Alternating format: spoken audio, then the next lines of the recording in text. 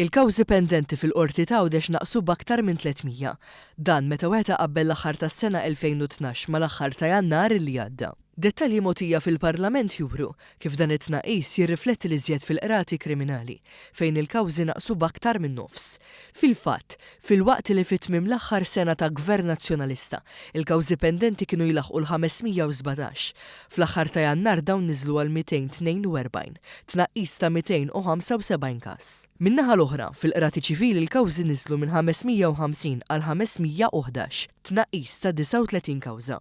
Fit-tweġiba tiegħu fil-Parlament fejn ta' dawn id-dettalji il-Ministru għall-Ġustizzja Owen Bonnici spjega kif id-dettalji jikkonfermaw l-impenn tal-Gvern illi jkompli jnaqqas il-kawżi pendenti fil-qrati lokali sabiex jibbenefikaw iċ-ċittadini. Għaldaqstant, fil-waqt li hemm lokal titjib, il-Ministru Bonnici tenna illi dawn ir-riżultati jagħtu iktar enerġija lill-Gvern sabiex ikompli bir-ritmu ta' riformi sabiex il-proċessi ġudizzjarji jsiru aktar spediti.